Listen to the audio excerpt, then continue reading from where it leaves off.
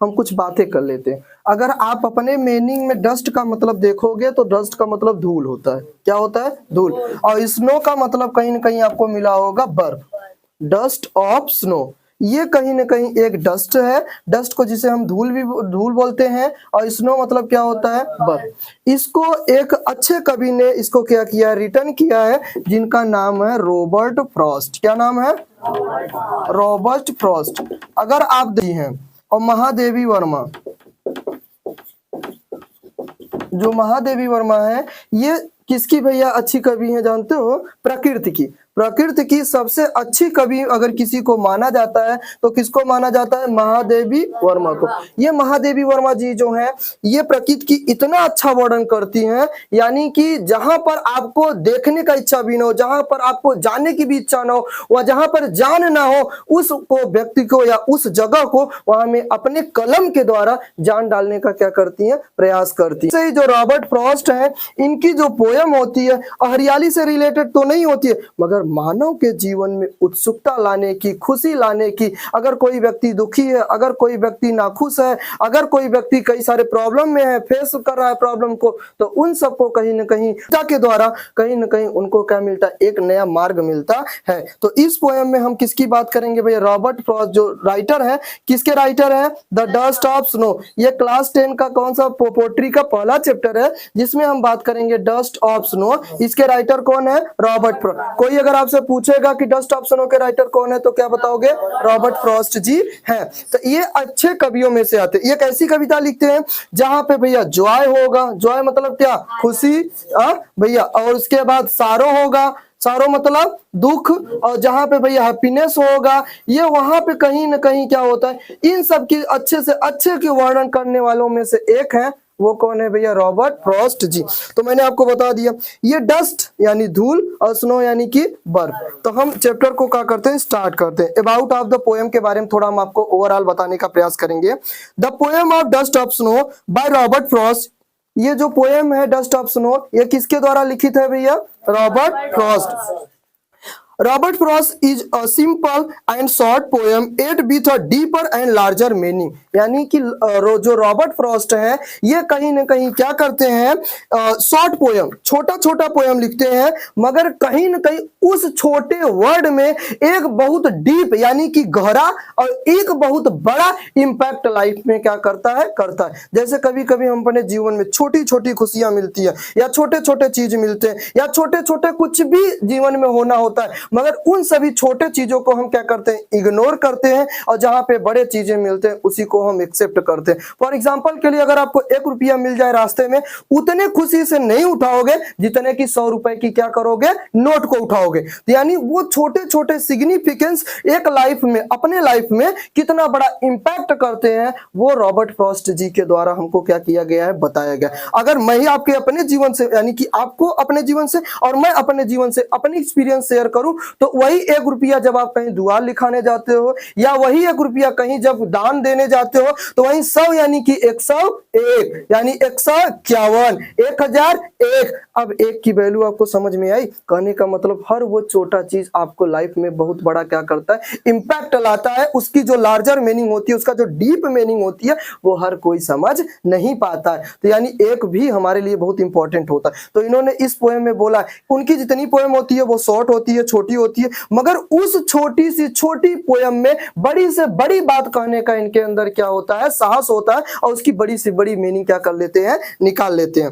The poet explain how an act as a petty as the experiencing snow one of the body and can brightener once day up. यानी कहते हैं कि एक बार क्या होता है कि जब वो कहीं न कहीं, पोएम से पहले मैं आपको बताऊं कि वो सुबह सुबह अपने घर से क्या किए थे? निकले थे। शायद सुबह सुबह उनके पापा या उनके घर वालों कहीं न कहीं कुछ डांट दिए होंगे, तो वो निराश मुद्रा में क्या करते हैं? अपने घर से निकलते हैं। जैसे वो अपने घर से निकलते हैं, आजकल के कुछ छोटे बच्चे होते हैं, सुबह हुआ अगर उनको आप मार दिए, रो दिया, तो मम्मी कहती है कि अब हमारे बेटे का पूरा दिन क्या जाएगा, खराब जाएगा। तो पोयम को पढ़ने से पहले हम हमारे समाज में कुछ अंधविश्वास है जिसे हम क्या बोलते हैं, सुपरसीजन। तो उन अंधविश्वासों को मानकर हम बैठ जाते हैं कि जैसे फॉर एग्जाम्पल के लिए रास्ते में से कौन जा रही है, बिल्ली जा रही है, तो पूरा का पूरा दिन क्या हो जाता है, खराब हो जाता है। अगर भैया आपको कौवा दिख गया तो कौवा कहीं ना कहीं वो सिग्निफिकेंस है भैया ब्लैक का, यानी ब्लैक चीज आपको देखी, कहानी खत्म। मगर ब्लैक स्कॉर्पियो आपको चाहिए, ब्लैक फॉर्च्यूनर आपको चाहिए, यानी कि भैया बाल आपको ब्लैक चाहिए। मगर कहीं ना कहीं ब्लैक व्यक्ति से, ब्लैक वुमेन से, ब्लैक मैन से, ब्लैक एनिमल से, ब्लैक सिग्निफिकेंस, जितने भी सिग्निफिकेंस ब्लैक से करने वाले होते हैं उनसे हम क्या करते हैं, कहीं ना कहीं नापसंद करते हैं। मगर जो वस्तुएं होती है, इच्छाएं होती है, वो ब्लैक ही चाहिए होता है। मगर कहीं ना कहीं कुछ इच्छाएं होती है जहां पर आपको ब्लैक पसंद नहीं होता है। तो कहने का मतलब जो हमारा सुपर सीजन है, यानी रास्ते में से कौन चला गया, बिल्ली चला गया, तो उसका क्या होता है भैया, उसका गलत सिग्निफिकेंस होता है, यानी कि अब वो व्यक्ति आगे नहीं जाएगा जब तक कोई एक और व्यक्ति उस रास्ते में से नहीं जाएगा। कुछ सिग्निफिकेंस इस तरीके से होते हैं कि झाड़ू को उल्टा करोगे तो भैया लक्ष्मी क्या हो जाएंगी, रूठ जाएंगी। ये हमारे यहाँ कुछ सिग्निफिकेंस है। तो इन सिग्निफिकेंस को हमारे रॉबर्ट फ्रॉस्ट जी ने बताया है कि हमें क्या करना है कि इस सिग्निफिकेंस को मानना नहीं है। जितने छोटे छोटे चीज होते हैं इनको एक्सेप्ट करना है, वो चाहे अच्छे हो चाहे बुरे हो। अगर कुछ लोग व्यक्ति होते हैं वो क्या करते हैं, कहते हैं भैया कि बुराई आ रही है, दरवाजा खिड़की का क्या कर लो, बंद कर लो। शायद उनको पता नहीं है कि उसी खिड़की से अच्छाई की भी आती है। अगर आप बुराई के लिए दरवाजा बंद कर लोगे तो अच्छाई भी क्या हो जाएगी, चली जाएगी। कहने का मतलब ये है कि अगर आप किसी अच्छाई के मतलब बुराई के लिए, कोई बुराई आपके अंदर आ रही है तो उसके लिए आप उसका सदैव दरवाजा बंद कर लोगे तो वो अच्छाई भी कहीं ना कहीं क्या करेगी, गोलू, क्रॉस हो जाए, यानी कि उसी रास्ते से आएगी और लड़ के दरवाजे से क्या हो जाएगी, भाग जाएगी। यानी कि दोनों का लेने का प्रयास करो। सुख दुख ये जीवन के क्या है भैया, दो पहलू हैं। इनका आना जाना हमारे जीवन में बहुत बड़ा क्या करता है, इम्पैक्ट करता है। अगर सुख दुख ना हो तो फिर जीवन क्या, हमेशा सुख सुख हो तो वो भी कहीं ना कहीं अच्छा नहीं होता है। कहने का मतलब एक ही आइटम अगर ठीक ठाक रोज मिठाई खाओ, रोज मिठाई खाओ, तो रोज मिठाई खाने का इच्छा नहीं करेगा भैया। कभी कहीं ना कहीं भैया मिर्च का भी ये सब भैया स्वाद होना जरूरी है। तो कहने का मतलब यहाँ पे इन्होंने बताया, क्या बताया है कि एक छोटा सा क्या होता है कण, जब ये घर से निकलते हैं तो घर से निकलने के बाद, रॉबर्ट फ्रॉस्ट की बात है, ये घर से जब निकलते हैं तो निकलने के बाद एक रास्ते में होकर वो निराश होकर जाते हैं। वो मान लेते हैं कि हमारा आज का पूरा दिन क्या हो जाएगा, खराब। क्योंकि घर पर उनके जो घर वाले थे, घर से उनको डांट मिली थी, तो उन्होंने मान लिया कि सुबह ही अगर कोई हमको डांटा है तो उसका भैया क्या होगा, बहुत बड़ा इंपैक्ट होगा, पूरा का पूरा दिन मान लिया अब क्या हो जाएगा, खराब। जैसे रास्ते में बिल्ली चली गई तो भैया अब गाड़ी लेकर जाओगे तो पूरे दिन में कहीं ना कहीं क्या हो जाएगा, एक्सीडेंट। तो यानी दिन भर में कितनी बिल्लियां रास्ते में आती जाती हैं, तो कितने लोगों का बिल्ली से एक्सीडेंट होता होगा। अच्छा, बिल्ली का क्या दोष है बेचारा, उसको क्या पता कि मानव हमको अंधविश्वास में मानता है, मानव हमको सुपर सीजन में मानता है। अगर उसको पता होता तो वो जन्म ही नहीं लेने के लिए आता, भगवान से कहता कि ये दुनिया है भैया, हम चलेंगे भैया, कोई ना कोई चलता है। यहाँ आदमी आदमी का रास्ता काट देता है, यहाँ आदमी आदमी के लिए एक दीवार बना देता है जाने के लिए। वो तो छोटी सी बिल्ली है, उसको तो नासमझ है, उसको तो जहां रास्ता मिले वहां से वो क्या कर लेती है, चल देती है। तो इन भावनाओं को हमको क्या करना चाहिए, थोड़ा बहुत समझना चाहिए। तो ये रॉबर्ट फ्रॉस्ट बोले कि जब वो निराश होकर जाने लगे तो रास्ते में जा रहे तो रास्ते में जाने के बाद कहीं ना कहीं एक उनको क्या मिलता है, हेमलॉक ट्री। हेमलॉक ट्री क्या है मैं आपको बता दूं, एक जहरीला पदार्थ का पेड़ है। हेमलॉक ट्री एक क्या है भैया, जहरीला, पॉइजनस ट्री है। कौन सा ट्री है, पॉइजनस। ये भी गलत साइन है। और आपको यहीं अभी मिलेगा एक कौआ। कौआ भी क्या है भैया, सिंबल ऑफ डेथ। यानी कि जब अय्या बाबा विदा होते हैं तो देखो सबसे पहले खाना जब बनाया जाता है तो सबसे पहले किसको रखा जाता है, कौए को, यानी कि सिंबल ऑफ डेथ। जो मरे हुए व्यक्ति होते हैं उनके लिए हम क्या करते हैं, कौए को सबसे पहले क्या देते हैं, खाना देते हैं। तो इसीलिए यहाँ पे दो सिंबल का प्रयोग, दो चिन्हों का प्रयोग किया गया और दोनों सिंबल जो है भैया किसके हैं, बैड के। यानी वही बैड चीज कैसे लाइफ में भैया गुड थिंग्स में कन्वर्ट करता है, ये रॉबर्ट फ्रॉस्ट जी के द्वारा हमको क्या चलेगा, पता चलेगा।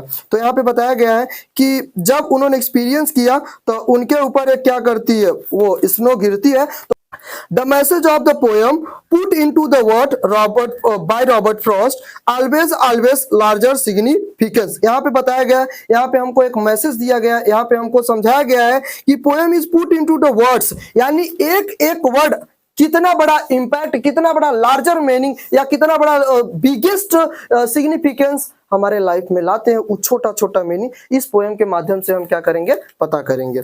चलिए हम अपने पोएम को क्या करते हैं, पढ़ते हैं। The way a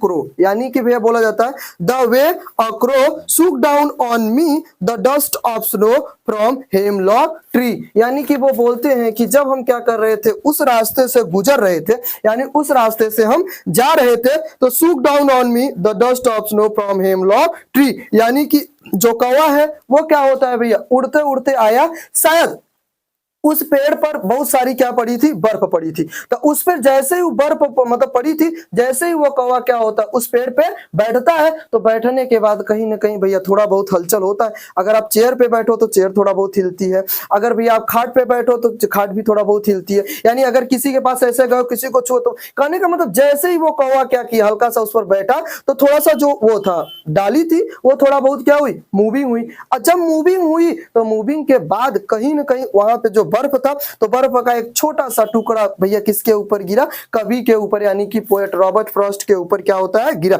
the dust of snow from hemlock tree, यानी कि डस्ट ऑफ स्नो, एक छोटा सा टुकड़ा बर्फ का किसके ऊपर गिरा भैया, हेमलॉक ट्री से किसके ऊपर गिरा, रॉबर्ट फ्रॉस्ट के ऊपर गिरा। Has given my heart a change of mood, मैंने बताया कि वो घर से क्या निकले थे, सैड मूड में निकले थे भैया, कहीं ना कहीं वो निराश, डिसअपॉइंटेड होकर निकले थे, और वो समझ गए थे कि आज पूरा का पूरा दिन हमारा क्या होने वाला है, खराब होने वाला है। मगर बैड सिग्निफिकेंस कैसे गुड सिग्निफिकेंस में लाता है, ये रॉबर्ट फ्रॉस्ट जी बताते हैं कि जैसे ही वो टुकड़ा उनके ऊपर क्या किया, गिरा, तो गिरने के बाद बोलते हैं has given my heart a change of mood, यानी जैसे गिरा उसने मेरे दिल को क्या किया, छुआ, और तुरंत का तुरंत मेरा जो मूड था, यानी कि अपसेट थे, निराश थे, कहीं ना कहीं वो क्या हो गए, बदल गया उनका mood. And saved some part of day I heard rude, यानी वो बताते हैं कि अपने जीवन, अपने दिन का जो बचा हुआ, यानी कि अभी तक जितना समय हमने बर्बाद किया, अब कुछ समय और मेरा बर्बाद होने वाला है, मगर उस समय को वो क्या करते हैं, बचाते हैं, और बोलते हैं कि अब हमको पूरा का पूरा दिन भैया दुख में नहीं बिताएंगे, अब हमारा पूरा का पूरा जो दिन होगा वो भैया कहीं ना कहीं इस र्यूड में गया था, अब वो जॉय में जाएगा। ऐसे ही वो क्या करते हैं, अपने पोएम के माध्यम से या अपने इसके जरिए जो लार्ज सिग्निफिकेंस यहाँ पे क्या है कि सबसे पहले कौन था भैया, क्रो, जो कि भैया किसका सिंबल था, सिंबल ऑफ डेथ, और ये आपका हेमलॉक ट्री, ये कहीं ना कहीं पॉइजनस का, तो दोनों के दोनों गलत साइन है, मगर दोनों के मिलने से, दोनों के कोई इत्तेफाक से मिलने से, दोनों से मिलने से कहीं ना कहीं क्या होता है, एक लार्जेस्ट सिग्निफिकेंट, यानी कि वो खराब है मगर पोएट के ऊपर गिरे तो उनके ऊपर एक बड़ा क्या लाते हैं, इंपैक्ट लाते हैं, और कहीं ना कहीं जो पोएट होता है वो अपने पूरे के पूरे दिन को क्या कर लेता है, सेव करके, यानी बचा के रख लेता है। तो ये पोएट जी हमको क्या करते हैं, बताते हैं हमें कभी भी जीवन में जो छोटे छोटे चीज हैं या छोटी छोटी बातें हैं, उनको हमको क्या करना चाहिए भैया, भूलना नहीं चाहिए, उनको हमेशा एक्सेप्ट करना चाहिए, वो चाहे अच्छाई हो, चाहे क्या हो, बुराई हो। क्यों? क्योंकि भैया हमने पता किया है कि जब आप छोटे छोटे चीज को क्या कर दोगे, छोड़ दोगे, तो बड़े चीज को आप इकट्ठा नहीं कर पाओगे। आर यू समझिंग और नॉट समझिंग? अब यहाँ पे कुछ छोटे मोटे क्वेश्चंस है, आप इसका आंसर तुरंत दे सकते हो। जैसे पूछा जाएगा कि लेखक कहाँ खड़ा था, तो क्या बताओगे, हेमलॉक ट्री के नीचे खड़ा था। जैसे भैया पूछा गया, छोटा मोटा क्वेश्चन है, इसका क्वेश्चन अगर कहोगे तो हम लिखवा देंगे। पूछा जाएगा कि लेखक कहाँ खड़ा था, तो क्या, द हेमलॉक ट्री के नीचे। पेड़ पर कौन बैठा था, पेड़ पे हेमलॉक ट्री पर कौन बैठा था, कौवा। बर्फ के कण कहाँ से गिरे, हेमलॉक। लेखक कौन से पेड़ के नीचे बैठा है, नेक्स्ट क्वेश्चन यहाँ पे पूछा जाता है आपसे, क्या लेखक बाकी दिन में खुश रहा, मतलब जो बचा था, यानी इधर का जो दिन था उधर तो वो बर्बाद हो गया, खराब हो गया, मगर जब वो गिरा तो उसके बाद क्या लेखक बाकी दिन में खुश रहा, तो भैया खुश रहा। नेक्स्ट में आपसे पूछा जाता है, कौवे ने किस कण को नीचे गिरा है, डस्ट ऑफ स्नो, यानी किस कण को नीचे गिरा, डस्ट ऑफ स्नो। कविता किसके द्वारा रचित है,